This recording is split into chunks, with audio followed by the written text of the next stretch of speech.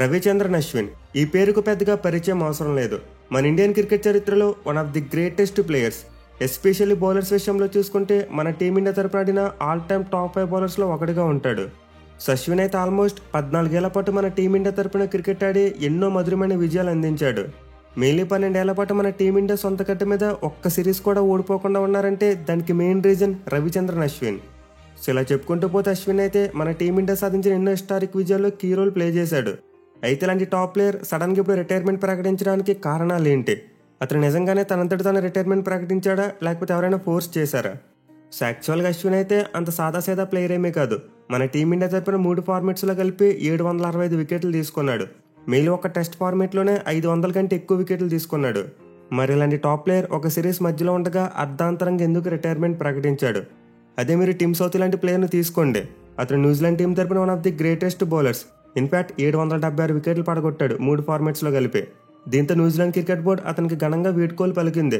తమ home soil మీద ఒక ఫేర్వెల్ టెస్ట్ మ్యాచ్ పెట్టి దాని ద్వారా సెండ్ ఆఫ్ ఇచ్చారు. కానీ అశ్విన్ రిటైర్మెంట్ చూసుకుంటే అలా కాదు, చాలా సడన్గా జరిగిపోయింది. ఇన్ఫాక్ట్ అతనికి బ్రిస్బెన్ టెస్ట్ మ్యాచ్ ప్లేయింగ్ లెవెన్లో కూడా చోటు దొరకలేదు. సో నా పాయింట్ ఏంటంటే అశ్విన్ లాంటి ఒక లెజెండరీ ప్లేయర్కు ఖచ్చితంగా ఒక ఫేర్వెల్ మ్యాచ్ అంటూ ఉండాలి.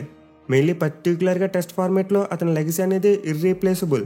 అసలు ఎవరు కూడా అతని స్థానాన్ని భర్తీ చేయలేరు. ఎందుకంటే మనకి ఫ్యూచర్లో అశ్విన్ లాంటి ఒక ఆల్రౌండ్ క్రికెటర్ దొరుకుతాడో లేదో చెప్పలేం. ఎస్పెషల్ అతను తన బౌలింగ్తోనే కాకుండా బ్యాట్తో కూడా ఎన్నో సందర్భాల్లో మన టీమిండియాను రక్షించాడు. ఇన్ఫాక్ట్ రీసెంట్గా కూడా బంగ్లాదేశ్తో జరిగిన ఒక హోమ్ టెస్ట్ మ్యాచ్లో చూసాం. మన టీమిండియా బ్యాటింగ్ పేక లోతు కష్టాల్లో ఉన్నప్పుడు బ్యాటింగ్ వచ్చి సెంచరీ కొట్టాడు. మరి ఇలాంటి వెర్సటైల్ ప్లేయర్ సడన్గా ఎందుకు రిటైర్ అవ్వాల్సి వచ్చింది? సో ఫామ్ పరంగా చూసుకుంటే నాకైతే అశ్విన్ విషయంలో పెద్దగా లోపమేమీ కనిపించట్లేదు. ఇన్ఫాక్ట్ అతను ప్రజెంట్ ఐసీసీ టెస్ట్ ర్యాంకింగ్స్లో చాలా హెల్దీ ప్లేస్లో ఉన్నాడు. బౌలర్స్ ర్యాంకింగ్స్లో 5th పొజిషన్లో ఉన్నాడు. అండ్ ఆల్రౌండర్స్ ర్యాంకింగ్లో చూసుకుంటే 3rd పొజిషన్లో ఉన్నాడు. విచ్ మీన్స్ అశ్విన్ ఫామ్ అయితే మరీ అంత వరస్ట్గా లేదు. అఫ్కోర్స్ న్యూజిలాండ్ సిరీస్లో అయితే అనుకున్న స్థాయిలో రాణించలేకపోయాడు. 3 మ్యాచ్లు ఆడితే 9 వికెట్లు మాత్రమే తీసుకున్నాడు. బట్ ఒక సిరీస్లో బాగా ఆడలేదని చెప్పి పక్కన పెట్టేసి స్థాయి ప్లేయర్ కదా అశ్విన్. డెఫినెట్లీ అతనిలో ఇంకా చాలా క్రికెట్ మిగిలి ఉంది. ఈవెన్ ప్రజెంట్ అతను ఏజ్ చూసుకున్న 38 ఇయర్సే.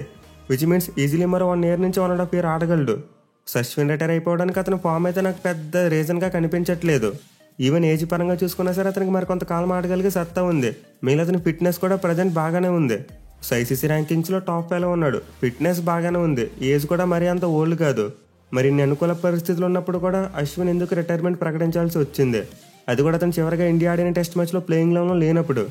సో చాలామంది అశ్విన్ రిటైర్మెంట్ని అయితే ధోని రిటైర్మెంట్తో కంపేర్ చేస్తున్నారు.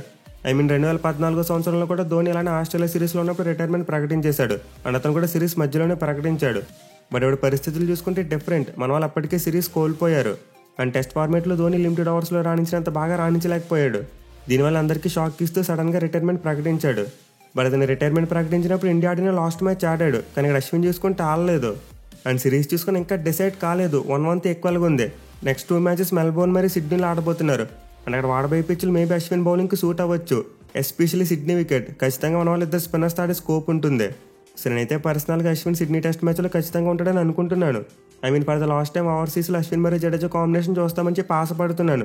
కానీ ఇప్పుడు సడన్గా చూసుకుంటే అశ్విన్ డైరెక్ట్గా రిటైర్మెంటే ప్రకటించేశాడు. సో ఇదైతే నిజంగా చాలా బాధ కలిగించే విషయం. అశ్విన్ లాంటి ఒక టాప్ ప్లేయర్కు సరైన ఫేర్వెల్ దక్కలేదు. అట్లీస్ట్ టీమ్ మేనేజ్మెంట్ ఆ సిడ్నీ టెస్ట్ మ్యాచ్ వరకైనా సరే అతను ఆపి ఆ టెస్ట్ మ్యాచ్లు ఆడించి రిటైర్మెంట్ ప్రకటించుంటే బాగుండేది. సో నాకైతే అశ్విన్ సిచ్యువేషన్స్ డిమాండ్ చేయడం వల్లే రిటైర్మెంట్ తీసుకున్నట్టు అనిపిస్తుంది. మేబీ టీమ్ మేనేజ్మెంట్ అతను సిడ్నీ టెస్ట్ మ్యాచ్లు ఆడిస్తామన్న కాన్ఫిడెన్స్ ఇవ్వలేదేమో. అందుకే మేబీ అతను అప్పటి వరకు వెయిట్ చేయకుండా ఇప్పుడే రిటైర్మెంట్ ప్రకటించాడేమో. ఎస్పెషల్లీ టెస్ట్ మ్యాచ్లో జడేజా బ్యాట్తో చాలా బాగా రాణించాడు. అండ్ మన వాళ్ళు ఆబ్వియస్లీ 2వ ఆఫ్ స్పిన్నర్గా సుందర్ని ప్రిఫర్ చేస్తున్నారు. దీంతో సిడ్నీ టెస్ట్ మ్యాచ్లో జడేజా మరియు సుందర్ని ఆడిస్తారు. ఇంకా నాకు ఛాన్స్ రాదనుకున్నాడో ఏమో. సో నాకైతే మొత్తం మీద అశ్విన్ రిటైర్మెంట్ అంత ప్రాపర్గా జరిగినట్టు కనిపించట్లేదు. ఎస్ అఫ్కోర్స్ సుందర్ అయితే ఖచ్చితంగా అశ్విన్కి రీప్లేస్మెంట్గా తయారయ్యాడు. మెయిన్ న్యూజిలాండ్ సిరీస్లో 2 మ్యాచ్ల్లోనూ 16 వికెట్లు తీసి ఒక మంచి పెర్ఫార్మెన్స్ ఇచ్చాడు. దీనివల్ల మన వాళ్ళు పెద్ద టెస్ట్ మ్యాచ్లు అశ్విన్ని కాదని సుందర్ను తీసుకున్నారు. ఇన్ఫాక్ట్ అశ్విన్ ఈ టెస్ట్ మ్యాచ్ తర్వాత రిటైర్మెంట్ ప్రకటించేద్దాం అనుకున్నాడంట. పెద్ద టెస్ట్ మ్యాచ్లో అతనికి అలాగా చోటు రాలేదు కదా, ఇంక రాదని చెప్పి అప్పుడే ప్రకటించేద్దాం అనుకున్నాడంట. బట్ కెప్టెన్ రోహిత్ శర్మ ఆపాడంట. నువ్వు పింక్ బాల్ టెస్ట్ మ్యాచ్ ఆడిదిగా నుండని చెప్పి పింక్ బాల్ టెస్ట్ మ్యాచ్ ఆడించాడంట. కానీ పింక్ బాల్ టెస్ట్ మ్యాచ్లో అశ్విన్ పెద్దగా వికెట్లు తీయలేకపోవడం, అలాగే మన టీమిండియా ఘోరం ఓడిపోవడం వల్ల 3rd టెస్ట్ మ్యాచ్లో ప్లేస్ కోల్పోయాడు. సో ఇది ఎప్పుడైతే జరిగిందో ఇంకా అతను డిసైడ్ అయిపోయి ఉండొచ్చు ఇంకా నాకు టీంలో చోటు కష్టమని చెప్పి. అండ్ మేబీ దీనివల్ల సిడ్నీ టెస్ట్ మ్యాచ్ వరకు కూడా వెయిట్ చేయకుండా రిటైర్మెంట్ ప్రకటించేశాడు. సో క్లియర్లీ అశ్విన్కి అయితే టీమ్ మేనేజ్మెంట్ ఆ కాన్ఫిడెన్స్ ఇవ్వలేకపోయింది. నీకు రానున్న మ్యాచ్లో ప్లేయింగ్ లెవెన్లో చోటు కల్పిస్తాం అనే భరోసా లేదు అతనికి. ఖచ్చితంగా వాషింగ్టన్ సుందర్ నీకంటే ముందుగా ప్రిఫర్ చేస్తాం, అలాగే జడేజా కూడా ఉంటాడు అని ఇండికేషన్స్ ఇచ్చారు. దీంతో ఆబ్వియస్లీ అశ్విన్కి బెంచ్ మీద కూర్చోవడం తప్పితే వేరే ఆప్షన్ ఉండదు. సో అశ్విన్ అంటే ఒక లెజెండరీ ప్లేయర్ బెంచ్ మీద కూర్చోవడం అంటే అంత ఆషామాషి విషయం కాదు.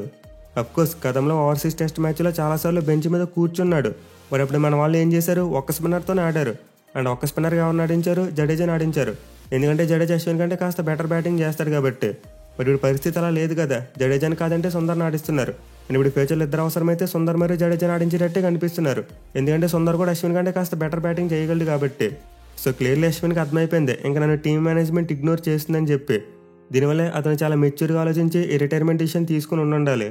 ఇన్ఫాక్ట్ ఇంకా సింపుల్గా చెప్పాలంటే బెంచ్ మీద కూర్చుంటూ టీంకి భారంగా మారాలనే ఉద్దేశం అశ్విన్కి లేదు. ఎలానో నాకు రీప్లేస్మెంట్గా సుందర్ రెడీగా ఉన్నాడు, దీంతో నేను బెంచ్ మీద కూర్చుని టీంకి భారంగా మారడం ఎందుకని చెప్పి ఆలోచించి రిటైర్మెంట్ ప్రకటించి ఉండాలి. సో అశ్విన్ అయితే విషయంలో చాలా అంటే చాలా మెచ్యూర్గా ఆలోచించాడు. టీంలోంచి గెంటేసే వరకు పట్టుకుని వేలాడు ఉండే కంటే అతనంతటా తానే దర్జాగా వెళ్ళిపోయాడు బయటికి. మీలా వెళ్ళిపోవడం కూడా ఎలాంటి హడావుడి హంగామా లేకుండా చాలా సింపుల్గా రిటైర్మెంట్ ప్రకటించాడు. సో జనరల్గానే మనకు అశ్విన్ ఎంత తెలివైన మనిషో బాగా తెలుసు. అతను ప్రతి విషయాన్ని కూడా లోతుగా అర్థం చేసుకోగలడు. సో అలాంటి సైంటిస్ట్ అండ్ మాస్టర్ బ్రెయిన్ ఇలాంటి విషయాలను చాలా ఈజీగా పసిగట్టగలడు. మెయిలీ తన సెల్ఫ్ రెస్పెక్ట్ను కాపాడుకుంటూ ఉన్నత స్థాయిలో ఉన్నప్పుడే రిటైర్మెంట్ ప్రకటించేశాడు. సో మనం ప్రీవియస్గా డివిలియర్స్ విషయంలో కూడా ఇదే చూసాం. అతను కూడా ఐసీసీ ర్యాంకింగ్స్లో చాలా మంచి పొజిషన్స్లో ఉన్నప్పుడే రిటైర్మెంట్ ప్రకటించాడు. బట్ దానికి రీజన్స్ వేరనుకోండి. కానీ అశ్విన్ విషయానికి వస్తే మాత్రం అతను టీమ్ డైనమిక్స్ని బాగా అర్థం చేసుకున్నాడు. ఇంకా అలానే నెక్స్ట్ 10 months వరకు ఇండియాలో అలాంటి టెస్ట్ మ్యాచెస్ లేవు. మన వాళ్ళు ఈ బీజేడీ తర్వాత WDC ఫైనల్కి వెళ్తే అక్కడ ఒక మ్యాచ్ ఆడతారు. అండ్ దాని వెంటనే ఇంగ్లాండ్ 5 టెస్ట్ మ్యాచ్ల సిరీస్ ఆడతారు. సో ఈ మ్యాచ్లో వేటిలో కూడా రవిచంద్రన్ అశ్విన్కు టీంలో ప్లేస్ రాకపోవచ్చు. ప్లేయింగ్ లెవెల్లో అతను ఆడించే ప్రయత్నం చేయరు. దీంతో అప్పటివరకు బెంచ్ మీద కూర్చొని టీంతో ట్రావెల్ అవడం వల్ల ఎలాంటి ప్రయోజనం ఉండదు. అది ఇప్పుడు దర్జాగా రిటైర్మెంట్ ప్రకటించాడు కాబట్టి హ్యాపీగా ఫ్యామిలీతో ఎంజాయ్ చేస్తాడు. అలాగే పూర్తిగా క్లబ్ లెవెల్ క్రికెట్ మీద కాన్సన్ట్రేట్ చేసి ఆడతానన్నాడు. IPL లాంటి లీగ్స్లో ఇంకా కంటిన్యూ అవుతానని చెప్పాడు. సో అశ్విన్కి అయితే ఫ్యూచర్ అర్థమైపోయింది. భవిష్యత్తులో తనకి ప్లేయింగ్ లెవెల్లో చోటు కష్టమని తెలుసుకున్నాడు. ఈవెన్ అతను మంచి ఫామ్లో ఉన్నా సరే టీంలో చోటు కష్టమే. ఎందుకంటే ఒక యంగ్స్టర్ ఆల్రెడీ రెడీగా ఉన్నాడు. పైగా యంగ్స్టర్ ఎవరు, అదే స్టేట్ నుంచి వచ్చిన వాషింగ్టన్ సుందర్. సో తన సొంత రాష్ట్రం నుంచే వేరే ప్లేయర్ వచ్చి రీప్లేస్ చేస్తున్నాడంటే అశ్విన్ ఖచ్చితంగా ఆనందంగా తప్పుకుంటాడు. అండ్ ఎగ్జాక్ట్లీ అదే చేశాడు కూడా. But anyway team management top ఉండాల్సింది. నువ్వు సిడ్నీ టెస్ట్ మ్యాచ్ వరకు వెయిట్ చేయి బాబు, సిడ్నీ టెస్ట్ మ్యాచ్లో నీకు ఫేర్వెల్ మ్యాచ్ ఇస్తామని చెప్తే బాగుండేది. ఇప్పుడు అలా కాకుండా పింక్ బాల్ టెస్ట్ మ్యాచ్ అవగానే రిటైర్మెంట్ ప్రకటించేసినా కాస్త బాగుండేది. లాస్ట్ టెస్ట్ మ్యాచ్ ఆడాడు, సర్లే అయిపోయింది అనుకోవచ్చు. బట్ ఇప్పుడు ఎటు కానీ టైంలో తన రిటైర్మెంట్ చూడడం చాలా బాధగా అనిపిస్తుంది. సో క్లియర్లీ బీసీసీఐతో పాటు మన టీమ్ మేనేజ్మెంట్ ఒక దిగ్గజ ప్లేయర్కు ఫేర్వెల్ ఇవ్వడంలో కాస్త ఫెయిల్ అయ్యారని చెప్పుకోవాలి. బట్ ఫేర్వెల్ మ్యాచ్ ఇవ్వనంత మాత్రం అశ్విన్ రేంజ్ ఏమీ తగ్గిపోదు. అశ్విన్ ఈజ్ అశ్విన్. ఇన్ఫాక్ట్ ఒక సైంటిస్ట్. క్రికెట్లో వేరే బౌలర్స్ అందరూ చేయగలిగే అతను చేయగలడు. బట్ ఇతను చేయగలిగే పనులు మరే బౌలర్ కూడా చేయలేడు. ఎస్పెషల్ అశ్విన్లో ఉన్న బెస్ట్ క్వాలిటీ ఏంటంటే స్కిల్తో పాటు మైండ్ సెట్, థింకింగ్ చేయగలిగే ఎబిలిటీ. సో నార్మల్గా చూసుకుంటే చాలామంది ప్లేయర్స్కు స్కిల్స్ ఉంటాయి, బట్ గేమ్ను సరిగ్గా రీడ్ చేయలేరు.